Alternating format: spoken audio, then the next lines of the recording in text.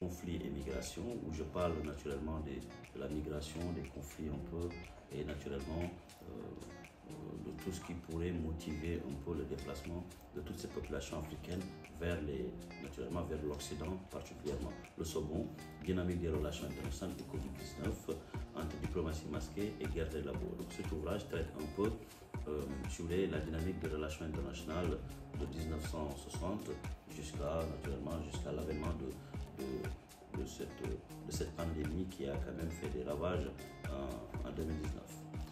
Bien évidemment, le dernier, c'est la thèse, naturellement la diplomatie économique sénégalaise, enjeux et perspectives, où j'ai traité naturellement d'abord le modèle économique sénégalais, mais également la diplomatie économique tout simplement, puisque pour rappel, je suis également diplomate de formation et naturellement, c'est un peu ce regard-là que je mets sur mon travail de thèse qui m'a permis tout simplement de recueillir beaucoup plus d'informations pour aller ouvrir d'autres clos, pour parler comme Bergson, et naturellement peut-être chercher à aider davantage naturellement la diplomatie économique sénégalaise. Mais surtout, comment est-ce que la diplomatie économique doit pouvoir faire pour aider les entrepreneurs naturellement à mieux s'en sortir, mais également rassurer davantage les investisseurs, puisque bien évidemment souvent ils ne sont pas forcément rassurés sur ce qui se fait dans les différents pays, naturellement par rapport au modèle économique en question, par rapport à la sécurité fiscale, puisqu'on peut investir dans un pays, mais si on n'a pas une sécurité fiscale, généralement les gens ne sont pas parfaitement rassurés. Donc c'est ce que j'ai traité dans ce dernier ouvrage qui est sorti au mois d'octobre dernier, et donc bien évidemment disponible sur toutes les plateformes. Voilà, je me tiens à ta disposition pour l'émission. Et ensuite, j'ai cru voir dans la biographie, dans mes recherches, que vous êtes aussi fondateur d'université. Tout à fait.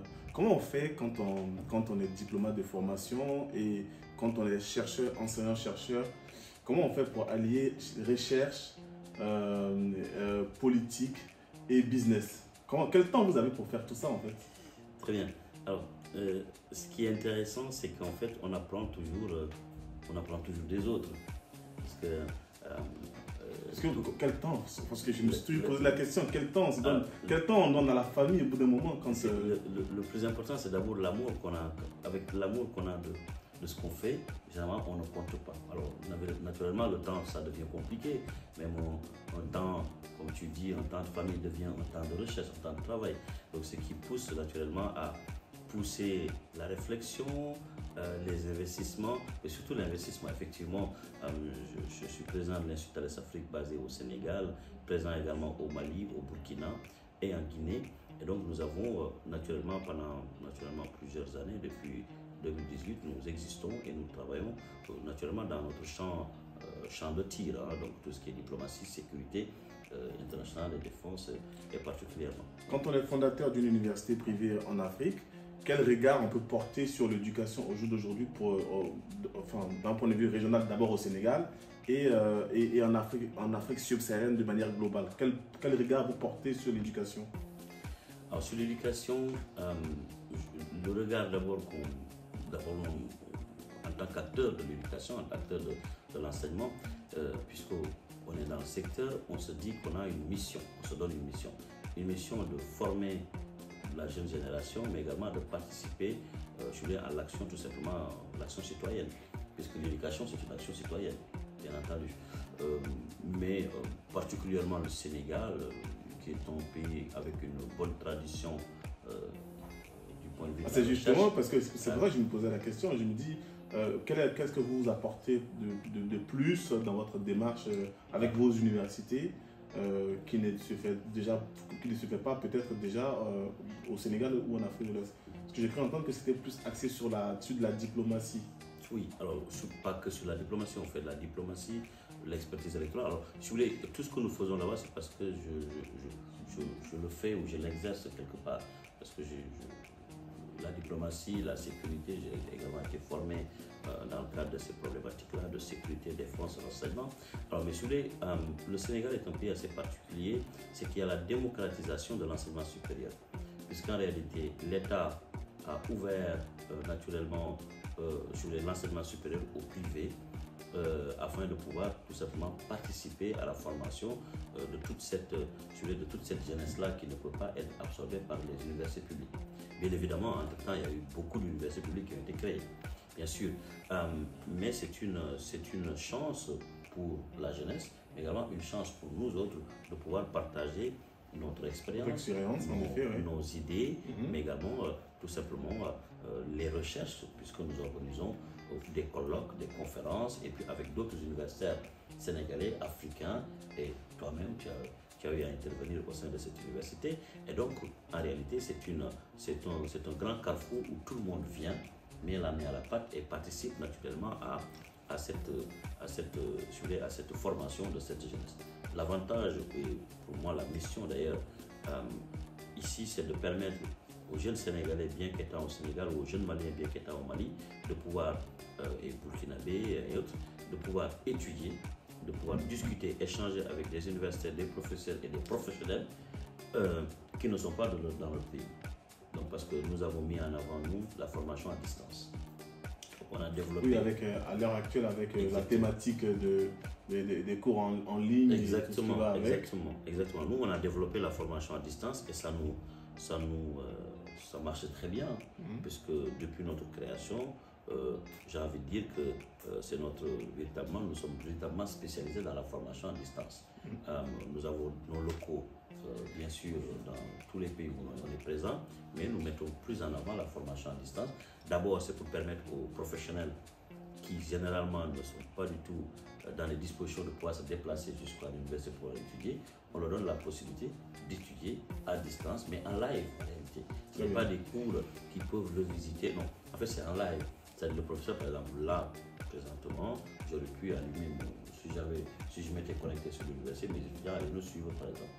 Donc, on se connecte en live et on suit l'ensemble de nos conférences. Et ça se passe généralement comme ça. Très bien. Et tout à l'heure, dans votre présentation, vous avez parlé de diplomatie. Aujourd'hui, on constate qu'il y a un certain nombre d'événements qui se passent en Afrique subsaharienne. Vous avez même été auteur d'un livre et de plusieurs articles de presse que j'ai vu passer moi de temps en temps. Quel regard vous portez aujourd'hui sur la situation du Sahel et globalement africaine concernant tout ce qui se passe avec l'actualité sur le terrorisme, le blanchiment des capitaux, etc. Quel regard vous portez aujourd'hui sur cette situation? Alors, le premier regard, c'est d'abord de se dire que nul n'est épargné sur ces problématiques de sécurité. En réalité, il faudrait d'abord, quand on parle de sécurité, redéfinir ou aider un peu à une meilleure compréhension des aspects sécuritaires. Puisqu'en réalité, la sécurité n'est pas que militaire. La sécurité, moi je décline la sécurité dans 5 axes.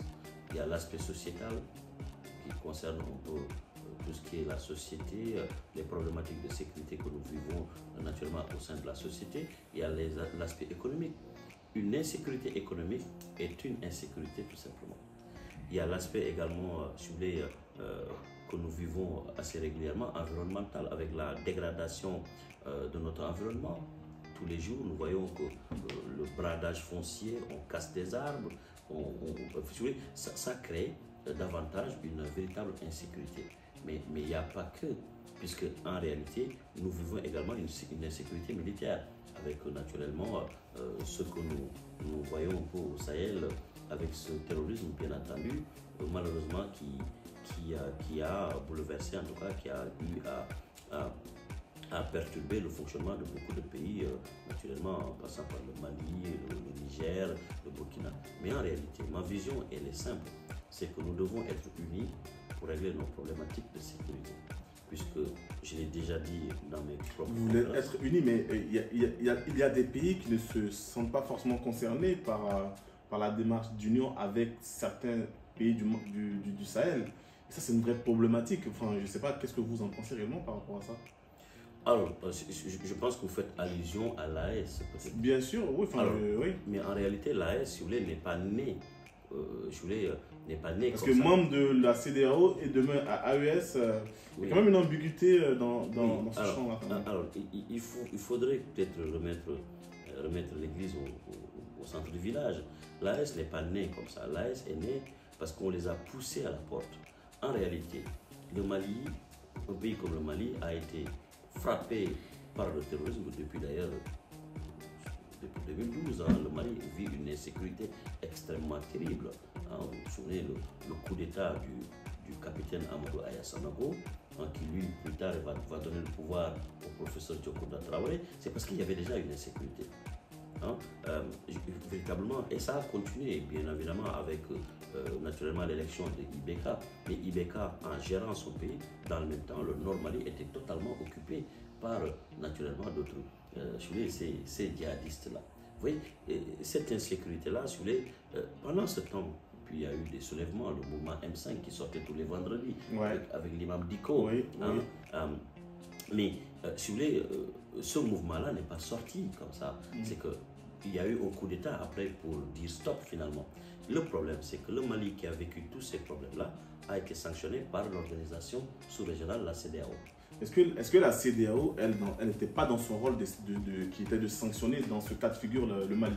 Je ne le pense pas, puisque d'abord... Selon vous, quel devrait être le rôle de la CEDEAO dans ce cas de figure, selon vous? Je pense fondamentalement que le postulat de la CEDEAO, c'est d'abord, puisque nous sommes d'abord des frères. D'accord. Dans un premier temps, la CEDEAO devrait se dire comment je dois faire... Est-ce que tu pensais par rapport à la dynamique sénégalaise concernant le développement économique, les actions concrètes que devrait poser le Sénégal et un certain nombre de pays pour passer au développement. Et aussi je rebondis sur la question sur laquelle tu étais en train de rebondir par rapport à la présence de l'armée française sur les territoires africains. Tu me donnais ton point de vue par rapport à ça. Donc, tu laisses continuer carrément. Très bien. Enfin, je disais que, de toute façon, dans le cadre de cet l'accord de défense qui liait les pays africains à la France, des accords qui datent des années 60, si tu veux, cet accord-là n'a plus raison d'être. Donc, très clairement, un État... Pourquoi je ne sais pas, on n'a pas forcément les armes pour se défendre. Alors non, pas du tout. Alors, si, nous avons aujourd'hui des militaires suffisamment formés, nous avons aujourd'hui des cadres qui ont été formés à la même école que, naturellement, les vaillants officiers français. Et nous avons des armées, en tout cas, bien structurées. En tout cas, je parle du contexte sénégalais. Des armées bien structurées, donc il est hors de question de continuer. Dans ce cas, comment tu expliques le fait qu'aujourd'hui, dans nos États, il y ait la question du terrorisme qui perdure? Parce qu'aujourd'hui, le terrorisme n'est toujours pas éradiqué en Afrique de l'Ouest. Et si on a des armées qui sont capables de pouvoir tenir le flanc, pourquoi on n'arrive pas à le faire alors? Donc, si je te suis, ça veut dire que la présence de l'armée française, pourtant, ce terrorisme-là gagne du terrain, et pourtant l'armée française est toujours là. C'est peut-être parce qu'on ne leur donne pas suffisamment de pouvoir, non? Non, ça n'a clairement pas du tout. Je sais que je vais me faire allumer par nos auditeurs en posant cette question, mais rassurez-vous, je ne prends pas de position, je pose des questions. Il me provoque, voilà, bien entendu.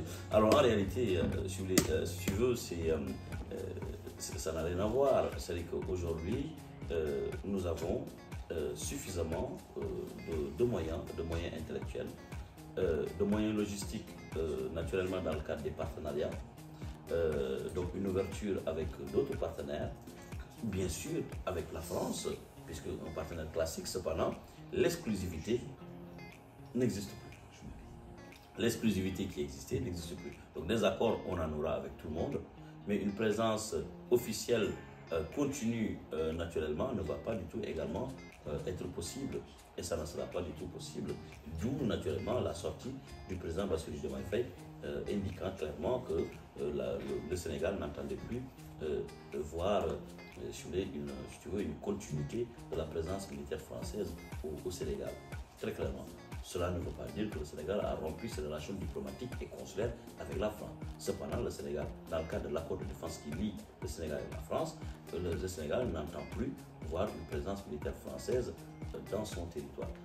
Il faut savoir que le Sénégal est un État indépendant, autonome, sur tous les pays africains.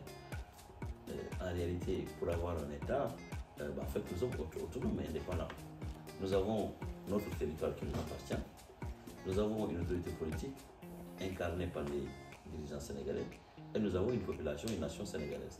C'est ça en fait. Ça c'est depuis 1960 ça, mais ça n'a pas empêché qu'on ait tout ce qu'on a vu jusqu'à aujourd'hui. Mais justement, c'est parce qu'il n'y avait pas cette nouvelle génération qui a eu une nouvelle vision. Et on en est là aujourd'hui, avec cette nouvelle génération qui vient de prendre le pouvoir. Et qui, si tu veux, ça va être partout comme ça. Puisque la nouvelle génération a une autre vision de la chose. Nous allons entretenir des relations avec tout le monde, mais nous ne voulons plus être sous protectorat. En réalité, ce qu'il faut comprendre, c'est que l'esprit même, ou même l'histoire même de ces présences militaires françaises, l'esprit même de ces présences militaires françaises sur les territoires africains, les pays africains pour la plupart, c'est qu'en réalité, il faut savoir deux choses. Si nous remontons un peu avec nos premiers, ce qu'on appelle les pères fondateurs, oui. En passant par Senghor, Houphouët, Léon-Mba, tous ces gens-là en réalité. Si tu veux, dans les années 60, nos États n'ont pas commencé dans les années 60. Par exemple, le Sénégal existait avant les années 60. Le Burkina Faso existait avant les années 60. Je rappelle que l'un des meilleurs systèmes politiques, c'est le système politique Mossi, qui, selon certains chercheurs, a existé depuis le XIVe siècle. Dirigé par le Mogonaba, qui était la clé de voûte des institutions, et qui avait toute une institution, des ministres de l'Intérieur, ministres de la Défense, etc. Tu vas au Sénégal, tu verras également, naturellement, la communauté Lébou, avec le Bourba, naturellement également avec le Neigireo, le Djaraf, le Grand Seri, toute une organisation. Ils pouvaient régler leurs problèmes au niveau du Pench et tout se réglait entre nous. En Côte d'Ivoire, naturellement, même si on a eu Péter, le roi de Grand Bassam, qui lui, naturellement, avait échangé ses sujets en contrepartie de certains présents, de certains objets, mais c'est un roi. Nous avons des traditions. Donc nos États ont toujours existé. Ce qu'il faut savoir, c'est que la présence militaire est due au fait que, avec nos indépendances, l'État nouveau qu'on a eu dans ces années-là est arrivé à dire, écoutez, vous savez, vous, ce que vous aviez, Bourba Djolof, le Mossi, le Grand Bassam, tout ça là, out. Maintenant, c'est le nouvel État qui existe. C'est-à-dire, nous avons créé un nouvel État et c'est l'État machin. Et donc, par conséquent, il y a eu un rejet. Ouais. Il y a eu un rejet systématique, naturellement. Il y a eu un rejet le peuple, majoritairement, avait d'une certaine manière rejeté. Le peuple avait rejeté tout simplement cet État arrivant, cet État naissant. Puisque le peuple ne se voyait pas dedans. Parce que certains sont arrivés en costume cravate, d'autres, nos grands-parents qui habitaient dans les villages, ne comprenaient pas le français qu'ils parlaient. Et donc, il y a eu ce mépris qui n'a pas été accepté fondamentalement. Et donc, il y a eu une vague de soulèvement avec certains opposants qui sont également de notre courant politique, qui ont refusé. Maintenant, se sentant en insécurité, ils ont tous refait appel à l'ancien maître, parce qu'il faut retourner vers l'ancien patron. Ils ont tous fait appel à l'ancien maître, et allant jusqu'à même demander une installation officielle pour pouvoir tout simplement les défendre en cas de besoin. C'est-à-dire si l'armée, la nouvelle armée installée, décide de reprendre le pouvoir. C'est ce qui avait pour la plupart motivé davantage la présence militaire. Mais on n'en est plus là à ce niveau-là. On n'en est plus là. C'est déphasé cette histoire-là. Bien évidemment, ce n'est pas que, puisqu'il y a autre chose également derrière. Hein. Mais il n'y a pas que. J'ai juste donné un modèle purement politique qui avait encouragé nos aînés, nos chers aînés, naturellement à signer ces accords de défense, surtout qu'ils devaient protéger. Donc, je ne vais pas te rappeler cette prise, naturellement, l'avancée des rebelles sur N'Djamena qui avait été stoppée net par l'armée française, naturellement, par l'aviation française, n'eût été cela, ben, naturellement. Mais en réalité, cette présence servait plutôt de ça. C'est-à-dire, en cas de coup d'État, ils venaient se poser systématiquement. Vous voyez, ils arrêtent tout. Donc, en fait, on n'en a plus besoin en réalité. On n'a plus besoin d'avoir des gens qu'on va protéger en contrepartie, naturellement, de contrats qu'on va donner de gauche à droite. Nous, on n'en est plus là. Aujourd'hui, on traite d'égal à égal. Oui, oui, en effet. Et je vois que la Côte d'Ivoire et le Sénégal sont plutôt dans cette dynamique-là. Plutôt à ne pas s'éloigner trop de la France, mais on n'est pas aussi trop. Enfin, quand vous regardez la position du Sénégal et de la France aujourd'hui par rapport aux autres pays de l'AES, enfin du Mali, du Sénégal, du Mali, de l'AES de manière globale, qu'est-ce que vous pensez aujourd'hui? Qu'est-ce que ça vous fait penser à quoi exactement? Le Sénégal du régime de Bassirou Diomaye Faye et du premier Ousmane Sonko est un Sénégal d'abord d'intégration africaine, c'est-à-dire... Qui est différent de celui de Macky Sall? Ah, totalement. Ah oui, oui. Et donc, par définition, qui est différent de celui du président Ah oui, oui. Je l'ai dit tout à l'heure et je répète, si Bassirou Diomaye Faye était il y a 3 ans président du Sénégal, Ousmane Sonko était il y a 3 ans président du Sénégal, le Mali ne serait pas sanctionné. Ça c'est clair. Je le dis et je confirme. Si Bassirou Diomaye Faye était président du Sénégal il y a 3 ans, quand on sanctionnait, dans les instances de la CEDEAO, le Sénégal n'allait pas voter une quelconque sanction à l'encontre du Mali. C'est clair. Donc d'abord, la première position du Sénégal, c'est une intégration africaine, d'où la création du ministère de l'intégration africaine et des affaires étrangères. D'abord, en tant que d'abord, intégrer tous les Africains et favoriser. Et d'ailleurs, vous savez, il y a cette campagne, les campagnes électorales des législatives qui ont, d'ailleurs, on a installé les députés du Sénégal ce lundi. Le Premier ministre, le candidat Ousmane Sonko l'a rappelé, puisqu'il y avait quelques candidats qui prônaient le nationalisme tel que revendiqué par certains en tout cas, politiques français. Il a rappelé que nous sommes, nous, des Africains, nous sommes des panafricanistes et nous ne sommes pas des nationalistes. Nous aimons notre pays et nous faisons tout pour travailler pour notre pays. Nous faisons tout pour que notre pays puisse gagner dans toutes les actions que nous faisons. Et d'ailleurs, dès la prise de pouvoir du Sénégal, le Sénégal a arrêté tous les contrats qui ne répondaient pas forcément aux normes et à la vision, naturellement, bien entendu, qui a porté le président Bassirou Diomaye Faye au pouvoir, systématiquement. Et ce qui a fait que, naturellement, beaucoup de contrats ont été révisés et tout ça. Cependant, cela n'empêche, il n'en demeure pas moins que nous ayons d'autres partenaires. Nous avons d'autres partenaires. Aujourd'hui, on est très ouverts. Il y a 2 semaines, on a parlé d'un coup de fil, d'un entretien téléphonique entre le président Bassirou Diomaye Faye et Vladimir Poutine. Puisqu'en réalité, moi, ça ne me choque pas. C'est juste que... Absolument pas du tout. Cependant, je suis juste conscient et réconforté sur naturellement, sur cette nouvelle vision qui voudrait que nous soyons ouverts à tout le monde. D'accord, écoutez, en tout cas, votre point de vue s'entend. Qu'est-ce que vous pensez de... Bientôt, il y aura des élections en 2025 en Côte d'Ivoire. Quel regard vous portez sur la Côte d'Ivoire et sur ce qui se dessine aujourd'hui dans ce pays? Je souhaite la même chose que j'ai souhaité pour mon pays il y a quelques mois et qui s'est exaucé. C'est-à-dire qu'il y ait un renouveau démocratique.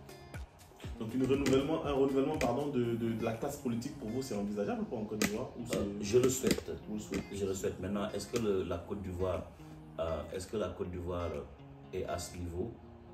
Ça, il faut faire attention sans aucune forme d'arrogance. Il faut faire attention puisque les contextes ne sont pas les mêmes. La Côte d'Ivoire a connu la guerre, sort d'une guerre. C'est très difficile. La Côte d'Ivoire s'est cherchée. La Côte d'Ivoire a connu une crise post-électorale qui était dure et qui a cassé beaucoup de choses. Et la Côte d'Ivoire a réussi à se reconstruire. Oui, moi j'entends bien critiquer. Je n'ai jamais été d'accord avec le président Alassane Ouattara sur cette position, surtout avec les sanctions de la CEDEAO qu'il lui-même avait diligenté, puisque c'était le patriarche. Cependant, force quand même est de reconnaître que dans le cadre de la reconstruction de la Côte d'Ivoire et de certains projets, il a quand même joué un grand rôle. Parce que la Côte d'Ivoire a connu quand même une grosse instabilité post-électorale. Est-ce que vous croyez qu'il mérite un second mandat? Cependant, je suis convaincu qu'il doit se reposer. Puisque c'est ce que j'ai souhaité. En tout cas, le président Abdoulaye Wade avait quasiment son âge en 2012 et nous, Sénégalais, avions... Pourtant, c'était un bon président. Mais nous, Sénégalais, avions dit, monsieur le président, grand-père, papy, tu es fatigué, va te reposer. Donc c'est ce que je souhaite pour la Côte d'Ivoire, un renouveau démocratique. Quand on parle de renouveau, on ne fait pas du nouveau sur du vieux. On parle de renouveau. Je ne dis pas que l'appareil RHDP engendre un jeune qui fait partie de cet appareil-là. Je parle de... Vous voyez ce qui se passe au Sénégal. Le Sénégal, l'avènement de Ousmane Sonko et de Bassirou Diomaye Faye a définitivement éteint l'ancienne génération. Définitivement. C'est fini. On n'en parle plus. Vous souhaitez la même chose pour la Côte d'Ivoire? Je souhaite la même chose. Ça voudrait dire pour vous aujourd'hui que si on devrait suivre votre logique, toute la classe politique, y compris Charles Blé Goudé, qui est l'ancienne, mais aussi la nouvelle génération. C'est du nouveau sur du vieux. C'est pareil. Et Tidiane Thiam, pareil? Non, je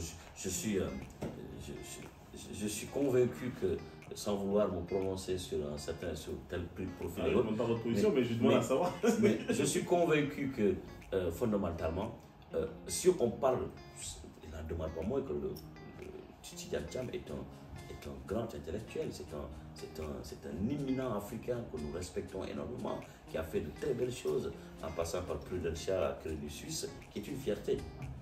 Cependant, est-ce que le grand sénégalaise? Tout à fait. Est-ce que le grand businessman qu'il est, est-ce que le grand intellectuel, est-ce que le polytechnicien qu'il est-ce qu'il va pouvoir manager le pays? Ça également, je laisserai. Naturellement, je suis convaincu que le polytechnicien qu'il est, il a déjà fait l'analyse risque pour peut-être avant de s'engager dans ce projet politique. Cependant, mon vœu étant tout simplement de souhaiter un éveil populaire. Est-ce que ça n'a pas déjà été le cas en 2010 avec Laurent Gbagbo et la gauche ivoirienne? Mais sauf que parce qu'on n'a pas l'impression que le projet il a été étouffé dans l'œuf. On n'est pas dans le même contexte en fait. Je parle de cette dynamique-là. Je sais pas si tu te rends compte de ce qui se passe au Sénégal là. Moi je vois, il y a carrément une politique nouvelle. Je parle de cette dynamique-là, de ce renouveau en fait. C'est-à-dire qu'aujourd'hui, qui sait, demain, toi, tu peux te positionner et devenir le chef de l'État avec un nouveau, naturellement, concept. Merci pour... Mais justement, c'est-à-dire que moi je rêve de ça. Aujourd'hui, le président du Sénégal a 43 ans. Le président de l'Assemblée nationale a 40 ans. On l'a élu, on l'a installé avant-hier. Le premier ministre du Sénégal, Ousmane Sonko, ils sont là parce que lui, il l'a décidé, Ousmane Sonko. C'est le véritable patron du Sénégal, Ousmane Sonko. Il a décidé, nous autres, il nous a dit, vous allez élire Bassirou Diomaye Faye comme président du Sénégal, puisque moi, je ne peux pas me représenter. Pourtant, s'il voulait être président, il allait être président, puisque s'il avait suivi naturellement les combines de Macky Sall, on allait repousser l'élection présidentielle jusqu'en 2025, et lui, on aura le temps de le laver, machin, pour qu'il puisse... Il a dit non, mon parti a déjà un candidat, et moi, je ne suis pas l'alpha et l'oméga. Nous avons un plan, c'est notre plan A, puisque le passé fonctionne comme ça. Et donc, il a imposé un candidat, il nous a présenté ce candidat, et nous avons naturellement voté pour ce candidat, et on l'a installé au pouvoir.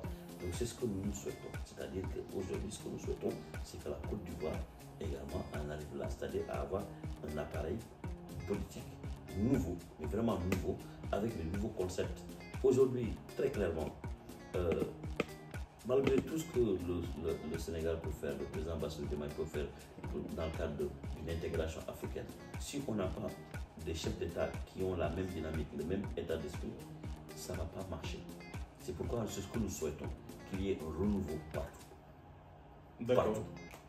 Tous les pays africains. D'accord. En tout temps, je vous remercie, M.